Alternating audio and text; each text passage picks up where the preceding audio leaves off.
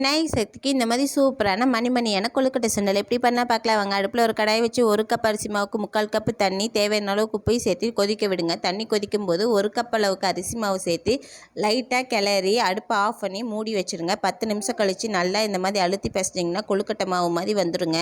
இதை ஒரு பெரிய பிளேட்டில் வச்சு இந்த மாதிரி குட்டி குட்டியாக உருட்டி இந்த மாதிரி சின்ன சின்னதாக ஒரு கத்தியை வச்சு கட் பண்ணி எடுத்துக்கலாங்க.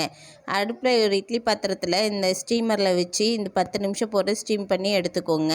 ஒரு கடாயில் 1 ஸ்பூன் அளவுக்கு எண்ணெய், 1/4 ஸ்பூன் அளவுக்கு கடுகு, 1/4 ஸ்பூன் அளவுக்கு உளுத்தம்பருப்பு, 1/4 ஸ்பூன் அளவுக்கு கடலைப்பருப்பு, 1 பச்சை மிளகாய், கொஞ்சம் கருவேப்பிலை, கொத்தமல்லி, 1/4 ஸ்பூன் அளவுக்கு மஞ்சத்தூள், தேவையான அளவுக்கு உப்பையும் சேர்த்து நம்ம வேக வச்சுருக்க கொழுக்கட்டையை போட்டு நல்லா மிக்ஸ் பண்ணிக்கோங்க. ஓரளவுக்கு எல்லாம் மிக்ஸ் ஆனதுக்கப்புறம் இதில் 1 ஸ்பூன் அளவுக்கு லெமன் ஜூஸு, துருவி வச்சுருக்க கொஞ்சம் தேங்காயும் போட்டு மிக்ஸ் பண்ணி எடுத்திங்கன்னா நம்மளோட சூப்பரான கொழுக்கட்டை சுண்டல் ரெடிங்க. இது உப்பு புளிப்பு காரமாக சாப்பிட சூப்பராக இருக்கும். கண்டிப்பாக ட்ரை பண்ணி பாருங்கள்.